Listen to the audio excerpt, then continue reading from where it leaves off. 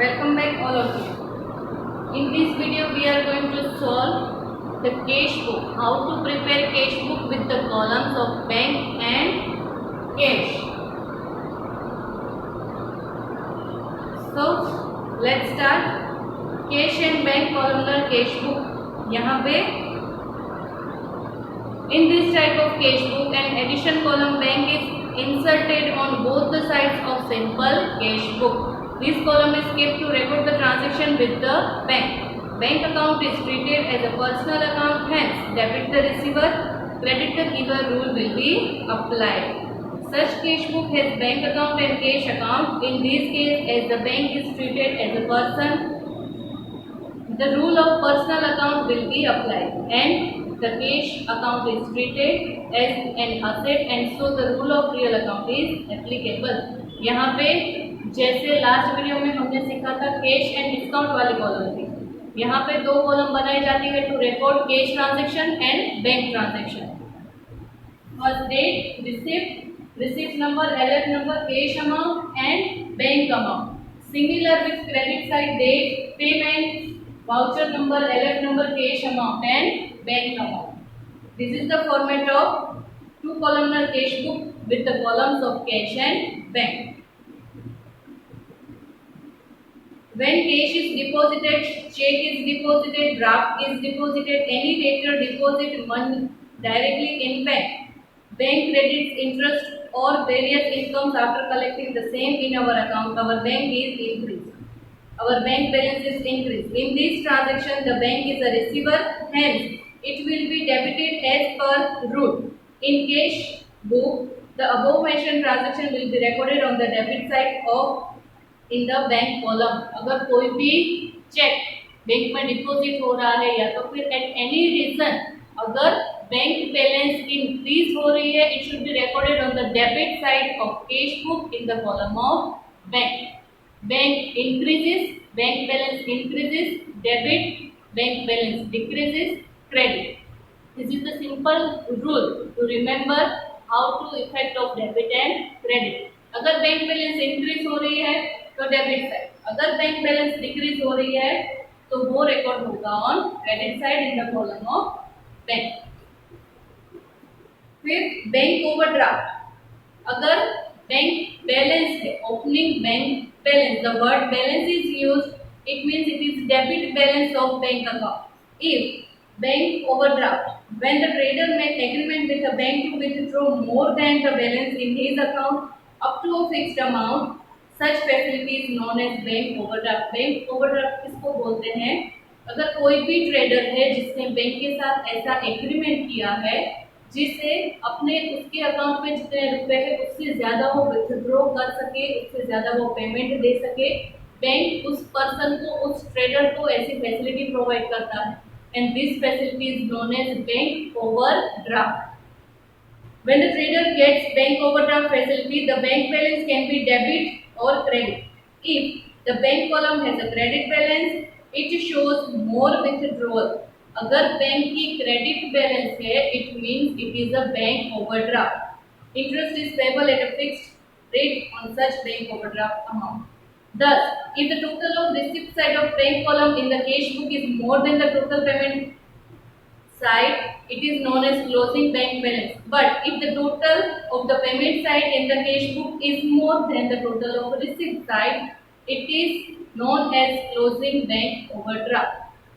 Bank balance होगी तो उसमें क्या होगा, रिसिप्ट का टोटल ज्यादा होगा, पेमेंट का टोटल कम होगा.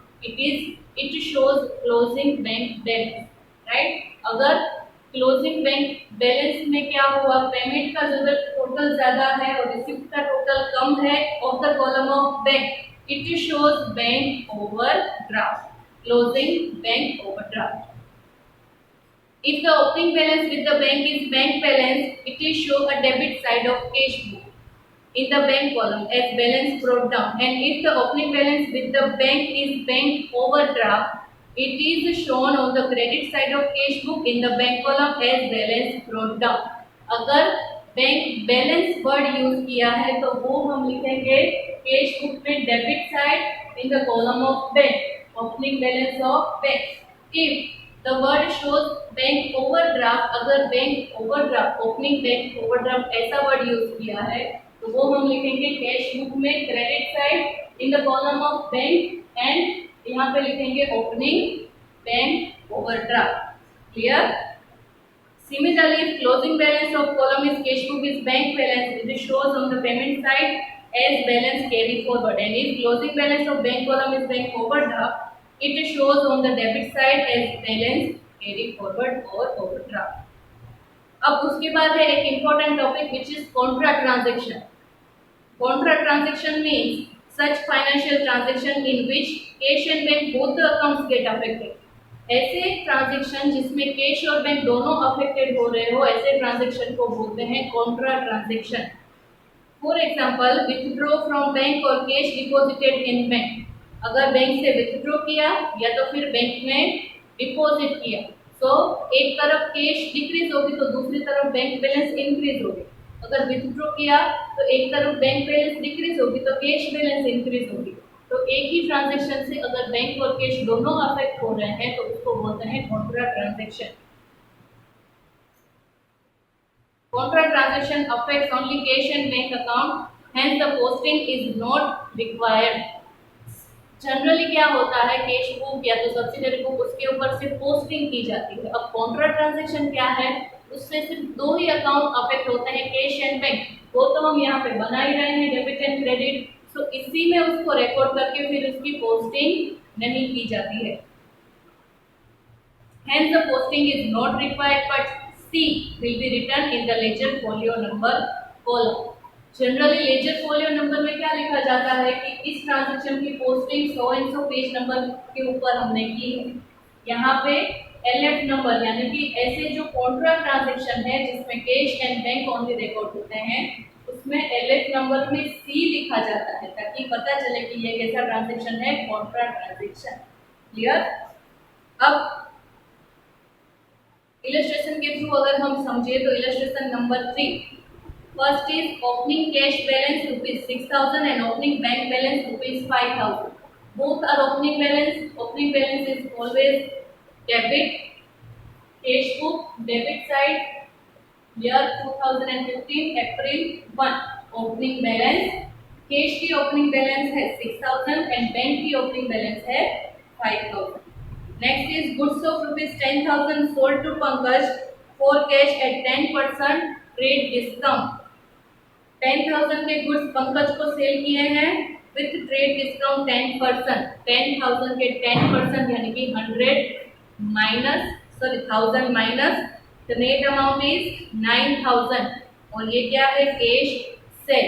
सेल से क्या होगा, बिजनेस में मनी आएगा, cash comes in, that's why debited to cash book, it be to sales in the column of cash 9,000. Amount after deduction of trade discount, net amount is applied here and bank column में dash. Next is goods of ₹3,000 purchased for cash from Janki. 3,000 के goods purchase किए cash में जानकी के पास से। So 2015 April 5 by purchase account and the column of cash 3,000, bank column में dash। purchase से क्या होगा, पेमेंट होगा, that's why it is recorded on credit side। next is cash of ₹1,500 is deposited in bank। देखो ये हो गया Contra transaction. अगर बैंक में डिपॉजिट किया, बैंक में से विथड्रॉ किया तो ये ट्रांजैक्शन हो जाते हैं कॉन्ट्रा ट्रांजैक्शन। एंड किस तरह से उसकी इफेक्ट देनी है, सबसे पहले cash of ₹1,500 is deposited in bank। First of all, you have to think which balance is increasing and which balance is decreasing। अगर कैश हम बैंक में डिपॉजिट करवा रहे हैं तो हमारे पास से कैश जाएगी, कैश बैलेंस डिक्रीजेस। बैंक में हम डिपॉजिट करवा रहे हैं तो बैंक बैलेंस क्या होगी, इंक्रीज होगी, राइट। सो बैंक बैलेंस अगर इंक्रीज हो रही है तो वो कहाँ पे रिकॉर्ड होगा, डेबिट साइड। डेबिट में क्या है, रिसिप्ट। तो अगर बैंक बैलेंस इंक्रीज हो रही है, कैश जा रही है, तो एक तरह का ये क्या हो गया, cash goes up, so it is credited, and bank balance increases, so it should be debited. किस तरह से लिखना है, डेट 7। अगर बैंक के कॉलम में हम अमाउंट लिख रहे हैं तो पर्टिकुलर में आएगा कैश।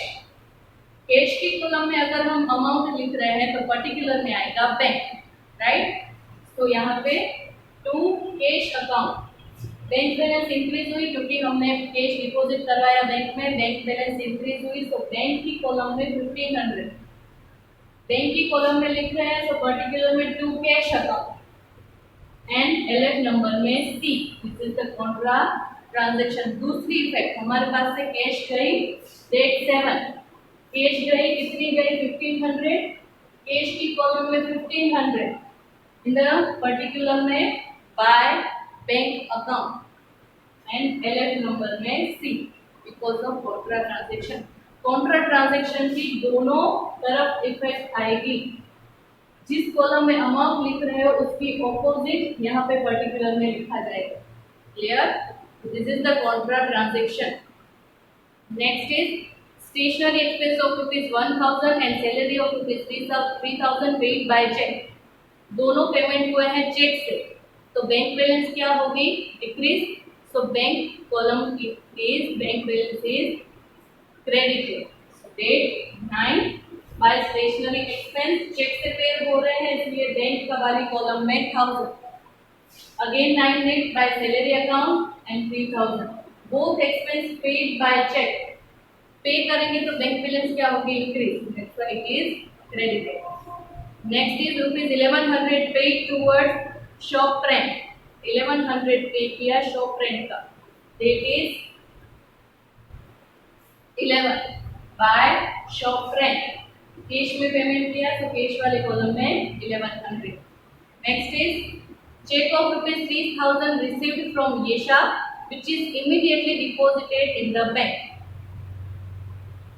येशा के पास से 8000 का चेक मिला, 3000 का चेक मिला और वो हमने बैंक में डिपॉजिट किया। अगर चेक बैंक में डिपॉजिट हो रहा है तो बैंक बैलेंस इंक्रीज होगी।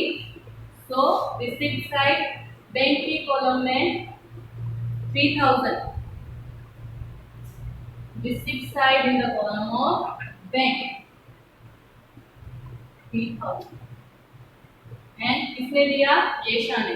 Journal entry will be bank account debit to Yesha account, that's why bank की कॉलम में 3000 in the particular to Yesha account.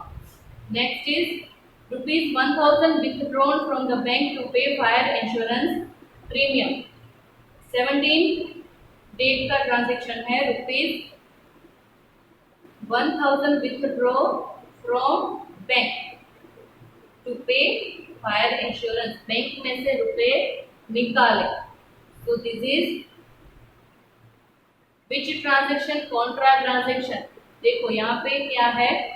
₹1000 withdraw from bank to पे फायर इंश्योरेंस, यानी कि जब तक ये फायर इंश्योरेंस पे नहीं हो जाता ये रुपए हमारे पास ही रहेंगे। तो अगर हम इसको इग्नोर करें कि टू पे फायर इंश्योरेंस, सिर्फ इतना ही अगर हम कंसिडर करें ₹1000 विथड्रॉ फ्रॉम बैंक, किसी भी रीजन की वजह से बैंक में से विथड्रॉ किए हैं, लेकिन ये कैसा ट्रांजैक्शन है? कॉन्ट्रा ट्रांजैक्शन, क्योंकि यहाँ पे कैश एंड बैंक दोनों अकाउंट अफेक्ट होंगे।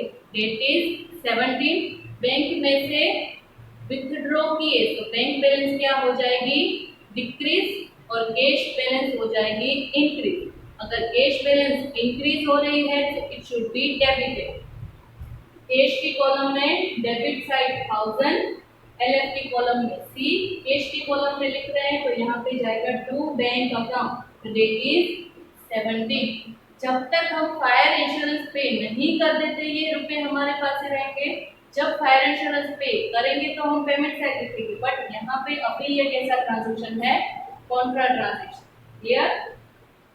और बैंक में से विथड्रॉ किया तो बैंक बैलेंस डिक्रीज हो गई, डेट 17, बैंक की कॉलम में 1000, LF की कॉलम में C for contra and particular में by cash account.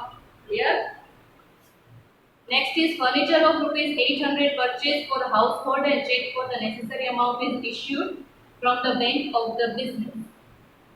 Furniture purchase किया बट फ्रॉम बिजनेस और बाय चेक, तो ये क्या हो गया? ड्राइंग हो गया है। तो date 21 by drawing account and cheque से पेमेंट किया है तो बैंक की कॉलम में 800. The journal entry will be drawing account debit to bank account. Clear? Next is fire insurance premium पे. अब फायर इंश्योरेंस पे किया है तो 23 डेट को हम लिखेंगे 23 by fire insurance premium account dash dash. Cash की कॉलम में 1000, बैंक की कॉलम में डैश. नेक्स्ट है place in order with Akbar भाई for supply of goods ₹5,000.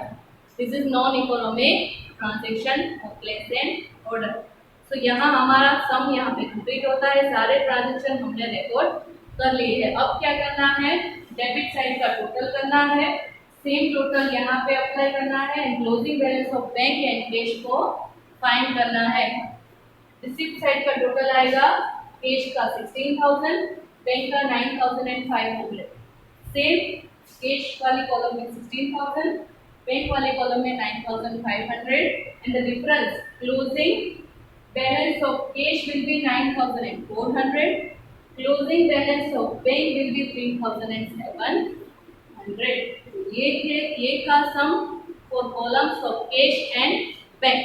Columnar cash book with the column of cash and bank. यानी कि कैश और बैंक के जितने भी ट्रांजेक्शन है वो यहाँ पे कैश बुक में रिकॉर्ड होंगे. आई होप ये सब आपको समझ में आ गया है. इसको भी नोटबुक में लिखते रहिए, रिवाइज करते रहिए. मिलते हैं नेक्स्ट वीडियो में नेक्स्ट टॉपिक के साथ. तब तक के लिए take care and have a nice